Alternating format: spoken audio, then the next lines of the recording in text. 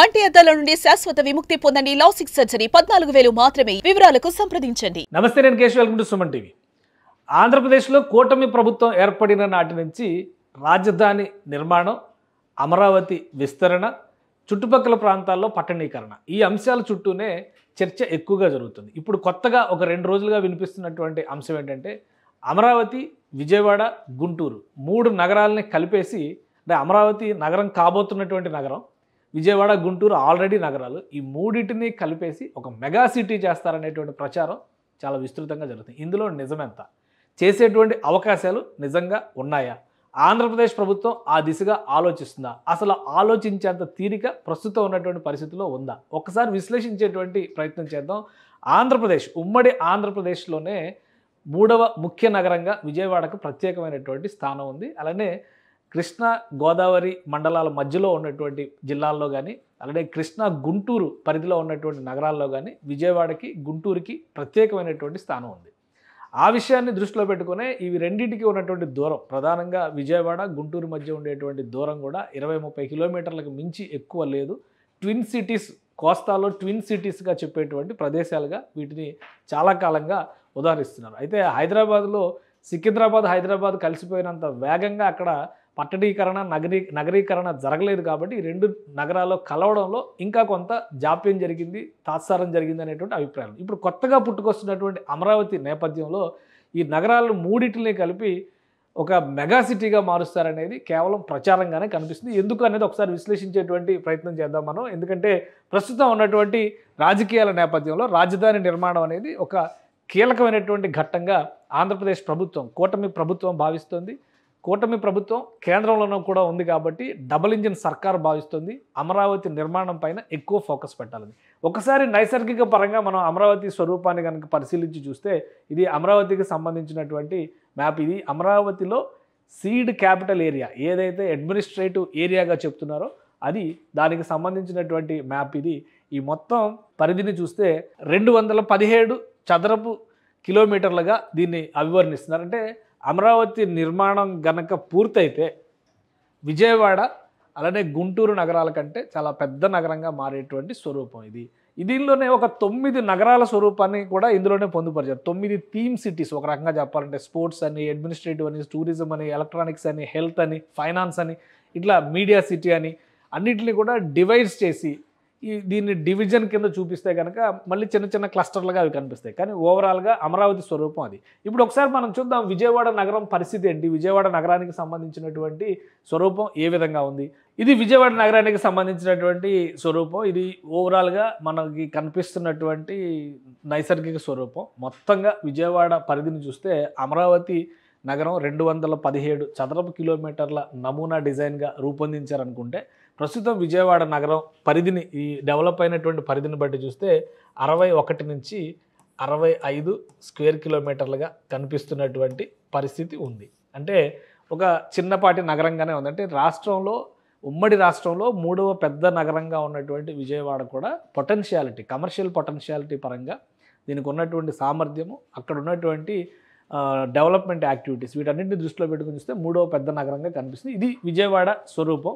అలానే ఒకసారి గుంటూరు పరిస్థితి కూడా చూద్దాం. ఎందుకంటే విజయవాడలో కూడా మీరు గమనించి చూస్తే ఈ పరిసర ప్రాంతాలు మాత్రమే వెల్ డెవలప్డ్, అంటే అర్బనైజ్డ్ ఏరియా అంతా కనిపించేది. మిగతావన్నీ కూడా ఈ ఎనకేపాడు, నిడమానూరు, ఇవన్నీ పోరంకి, ఇవన్నీ ఇంకా రూరల్ కండిషన్లో ఉన్నవిగానే మనకు కనిపిస్తాయి. అందుకనే విజయవాడ నగరాన్ని గ్రేటర్ విజయవాడగా డిక్లేర్ చేయాలనేటువంటి డిమాండ్ చాలా కాలంగా ఉంది. అది ఎప్పుడో ఉమ్మడి రాష్ట్రంలోనే ప్రతిపాదన రూపంలో వచ్చినటువంటి అంశం, గ్రేటర్ విశాఖ, గ్రేటర్ విజయవాడ చేయాలనేటువంటి అంశం. కాబట్టి ఇంకా ఆ గ్రేటర్ అనేటువంటి స్వరూపం రాలేదు. ఈ పక్కన ఉన్నటువంటి గంగూరు, ఇవన్నీ చాలా కలిసిపోయినాయి. గోడవల్లి, గన్నవరం, విజయవాడ విమానాశ్రయం ఇక్కడ ఉంది. యాక్చువల్లీ విజయవాడ నగర స్వరూపం చూడండి ఇక్కడ ఉంది, కానీ విజయవాడ విమానాశ్రయం అని చెప్పేటువంటి గన్నవరం విమానాశ్రయం ఇక్కడ ఉంది.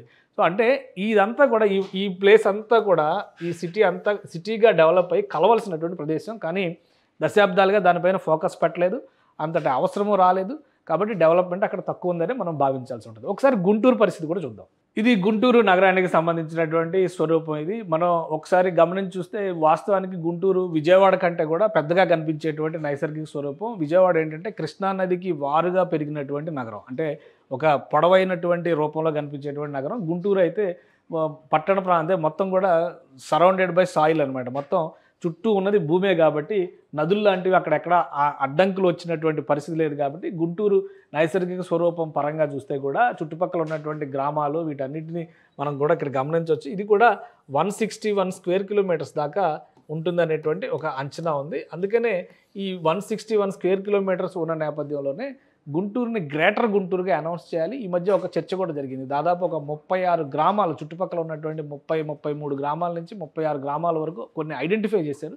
వాటన్నిటిని గుంటూరు పరిధిలోకి తీసుకొచ్చి డెవలప్ చేయాల్సినటువంటి అవసరం. ఇక్కడ గుంటూరు విషయంలో కూడా ఒక విషయం మీరు గమనించి చూస్తే ఈ మ్యాప్ను ఒకసారి మనం జూమ్ చేసి చూసామనుకోండి, ఇక్కడ ఉన్నంత అర్బన్ డ్వెల్లింగ్ అంటే ఎక్కువ మంది నివాసాలు ఉన్నటువంటి ప్రదేశాలు శివారు ప్రాంతాలకు వచ్చేసరికి ఎక్కడా కనిపించదు. ఇంకా ఇక్కడంతా కూడా పొలాలు పల్లెలుగా కనిపిస్తున్నటువంటి పరిస్థితి ఉంటుంది. ఇది మ్యాప్లో చూపిస్తుంది, మనం కొత్తగా తీసుకొచ్చింది కాదు. ఇది ఈ మ్యాప్ తయారై కూడా ఒక 3 ఏళ్ళు 4 ఏళ్ళు అయినటువంటి పరిస్థితి. 2025 అప్డేట్ అని చెప్పని గూగుల్ ఇస్తుంది కాబట్టి మనం కొంచెం నమ్మాల్సినటువంటి పరిస్థితి. అది మొత్తం మీద ఈ 3 నగరాల స్వరూపాన్ని ఈ విధంగా దగ్గరగా జూమ్ చేసి చూసినప్పుడు 3 నగరాలు ఒకే పరిధిలో ఉన్నటువంటి పరిస్థితి. ఈ స్క్వేర్ మొత్తాన్ని చూస్తే కనుక ఇక్కడ గుంటూరు కనిపిస్తుంది, ఇక్కడ విజయవాడ కనిపిస్తుంది, ఇక్కడ కొత్తగా డెవలప్ అవుతున్నటువంటి అమరావతి కనిపిస్తుంది.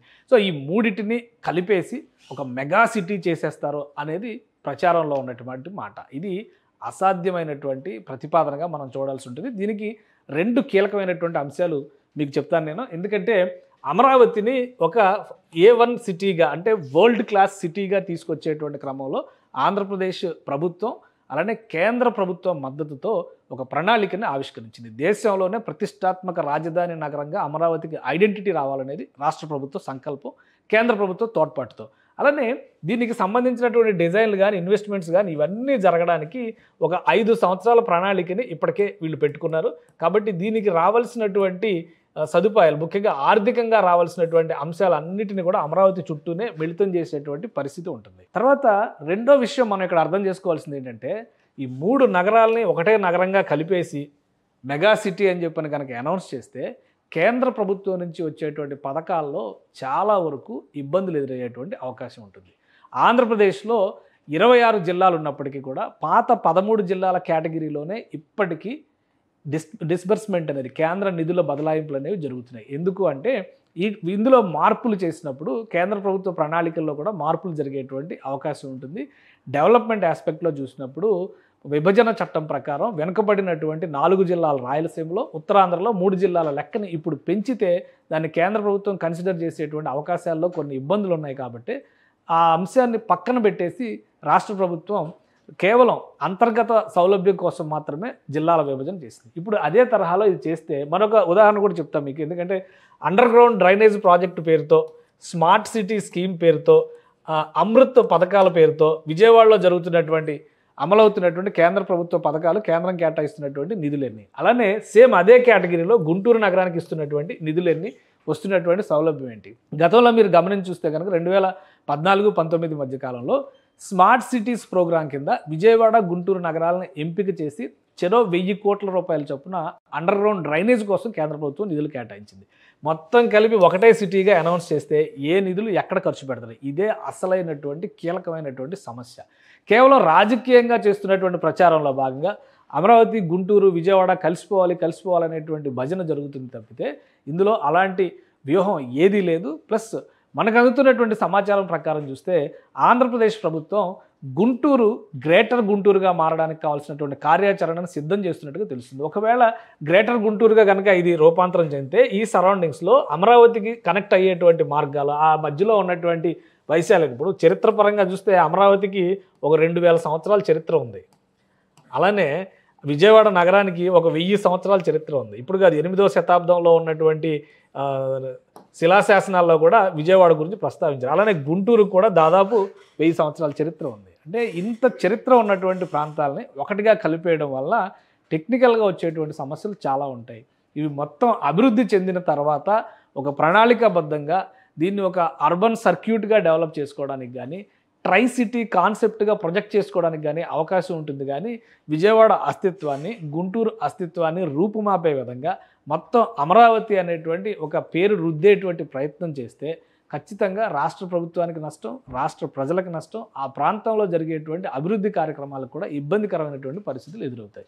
కాబట్టి ప్రస్తుతం ఉన్నటువంటి సమాచారం ప్రకారం చూస్తే త్వరలో గ్రేటర్ గుంటూరు ఆవిర్భవించవచ్చు, గ్రేటర్ విజయవాడ పైన కూడా ఫోకస్ పెట్టచ్చు. అమరావతిని క్యాపిటల్ రీజియన్గా మాత్రమే డెవలప్ చేస్తారు.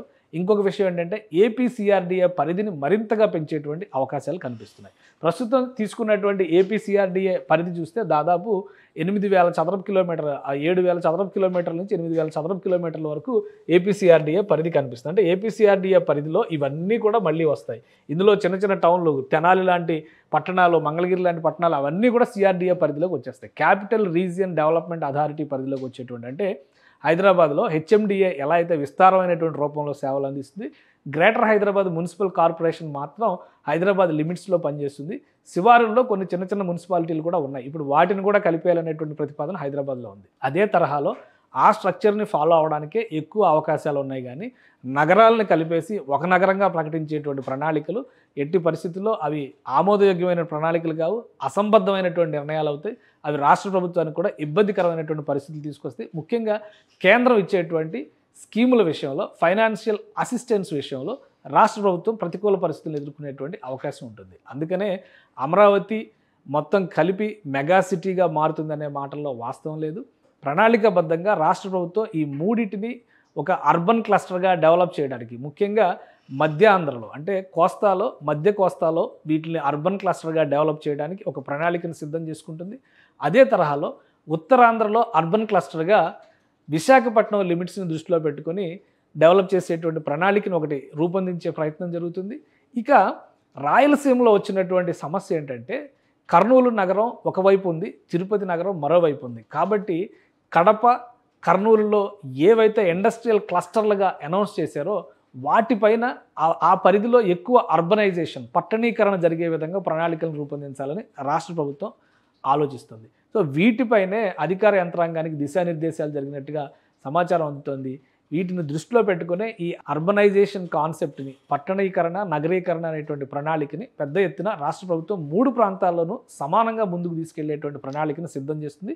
దానికి తగ్గట్టుగా కేంద్ర ప్రభుత్వం నుంచి నిధులు రాబట్టుకోవడానికి అవకాశం ఉన్నటువంటి పథకాలు, ప్రణాళికలు, గ్రాంటుల విషయాలపైన కూడా రాష్ట్ర ప్రభుత్వం అధ్యయనం చేస్తుంది. సో మెగా సిటీ అనేటువంటి కాన్సెప్ట్ కేవలం ఒక అభూత కల్పనగా కనిపించేటువంటి అంశం రాబోయేటువంటి రోజుల్లో ఏ నగరానికి ఆ నగరం ప్రత్యేక నగరాలుగా అభివృద్ధి చెందడం, అభివృద్ధి చెందినటువంటి నగరాలు కలిసిపోయేటువంటి పరిస్థితులు ఖచ్చితంగా వస్తాయి.